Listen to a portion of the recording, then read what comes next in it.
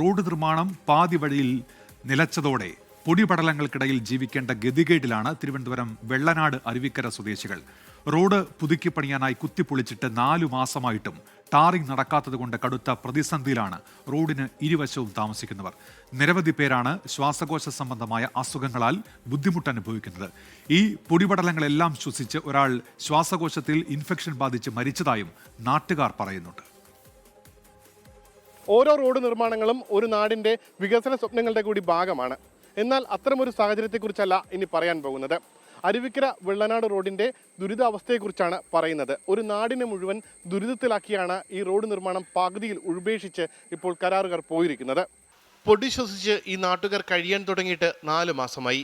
അരുവിക്കര മുതൽ വെള്ളനാട് വരെയുള്ള 3.5 കിലോമീറ്റർ ദൂരം ജർമ്മൻ സാങ്കേതികവിദ്യയായ FDR ഉപയോഗിച്ചുള്ള നിർമ്മാണ രീതി.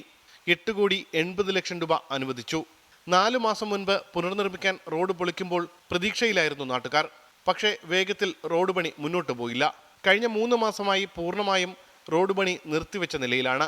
സാധാ ഇപ്പോൾ മണ്ണ് കുത്തിയെടുക്കുന്ന പൊടിയാണെങ്കിൽ നമ്മൾ ശ്വസിച്ച ഒരു കുഴപ്പമില്ല. പക്ഷേ ഇത് കെമിക്കൽ പൊടിയാണ്. ഈ ഞങ്ങളെ തലമുറയില്ല, ഈ കുഞ്ഞു പിള്ളേർ, പിന്നെ യുവജനങ്ങൾ, ഇവർ വളർന്നു വരണ്ടേ, എന്ന് ശ്വാസം മുട്ടാണ് വീട്ടിൽ വരുമ്പോൾ. ഇവിടെ കിടക്കുന്ന ഏകദേശമുള്ള കുട്ടികളെല്ലാം ഇന്ന് ആശുപത്രിയിലാണ്. കംപ്ലീറ്റ് അതാ കുട്ടികൾ ഇതാ ഇവിടെ ഇപ്പോൾ.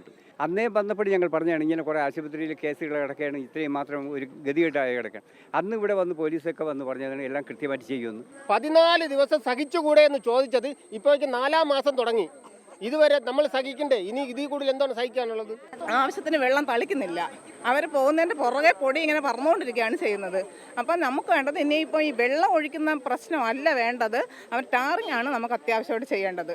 പ്രദേശവാസിയായ നിർമ്മലകുമാരി ന്യൂമോണിയ ബാധിച്ച് കഴിഞ്ഞ ആഴ്ച മരിച്ചു. പൊടി ശ്വസിച്ചതാണ് മരണകാരണമെന്നാണ് പറയുന്നത്. ഈ മാരകമായ പൊടിയും കെമിക്കലും ലങ്സിൽ കയറി അടഞ്ഞിട്ടാണ് അവർ മരിച്ചതെന്നാണ് ഇപ്പോൾ റിപ്പോർട്ട് കിട്ടിയിരിക്കുന്നത്. ഒരാൾ ഇപ്പോൾ മരണപ്പെട്ടു എന്നുള്ളത് വ്യക്തമായിട്ടുണ്ട്. പൊതുവേ ഇനി ഈ പോക്കാണെങ്കിൽ ആരോഗ്യമുള്ളവരെല്ലാവരും മരണപ്പെടും. എല്ലാവരും ഇപ്പോൾ ശ്വാസം മുട്ടലും പല വിധത്തിലുള്ള അസുഖത്തിലോട്ട് ആയിക്കൊണ്ടിരിക്കുകയാണ്. ഈ അസുഖം ഇനി പൊയ്ക്കൊണ്ടിരിക്കുകയാണെന്നുണ്ടെങ്കിൽ എല്ലാവരുടെയും കാര്യം ദുരിതമാണ്. അതല്ല, ഇത് ആരാണ് ഇതിൻ്റെ കോൺട്രാക്ട് എടുത്തേക്കണതായാലും നമ്മളെ വർക്ക് കൊടുത്ത ആൾക്കാരായാലും ഇത് ചെയ്യണം. ഇത് നല്ല രീതിയിൽ പണി പൂർത്തിയാക്കി ഉടനെ നമുക്ക് കിട്ടണം. ജനപ്രതിനിധികളും നിസ്സഹായരാണ്. വാർഡ് മെമ്പർമാർ നിരന്തരം അധികൃതരെ ബന്ധപ്പെട്ടിട്ടും പരിഹാരം കാണുന്നില്ലെന്നാണ് പരാതി. നമ്മുടെ MLA ഒക്കെ നിരന്തരം ബന്ധപ്പെടുന്നുണ്ട്, ഇതിൻ്റെ എഞ്ചിനീയർമാരെ ബന്ധപ്പെടുന്നുണ്ട്. പക്ഷേ അവർ വ്യക്തമായ ഒരു മറുപടി ഞങ്ങൾക്ക് തരുന്നില്ല. കൊച്ചുകുട്ടികൾ, വയസ്സായ ആളുകൾക്കൊക്കെ പൊടിയുടെ ശല്യം, അത് ഈ കെമിക്കലും കൂടെ ഉള്ളത് കൊണ്ട് പൊടിയുടെ ശല്യം വളരെ രൂക്ഷമാണ്. സമയബന്ധിതമായിട്ട് എത്രയും പെട്ടെന്ന് പണി പൂർത്തിയാക്കിയേ മതിയാവും. നാട്ടുകാർ ഒന്നിലധികം തവണ സ്ഥലത്ത് പ്രതിഷേധവും നടത്തി. പക്ഷേ ഫലമുണ്ടായില്ല.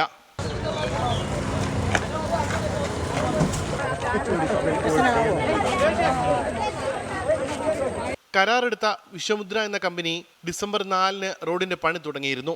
കരാർ പ്രകാരം 28 ദിവസം കഴിഞ്ഞ് അടുത്ത ഘട്ടം പണി തുടങ്ങേണ്ടതാണ്. പക്ഷേ കമ്പനി ഉത്തരവാദിത്വം നിറവേറ്റുന്നില്ലെന്നാണ് സ്ഥലം MLA G. സ്റ്റീഫൻ പറയുന്നത്.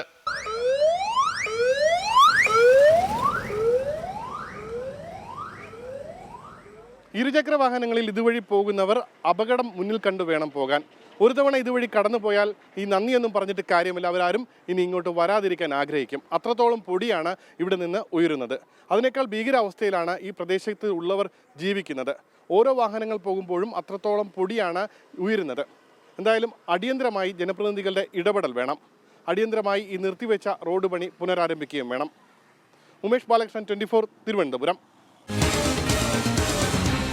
പൊതുജനം കഴുതയല്ല സാർ.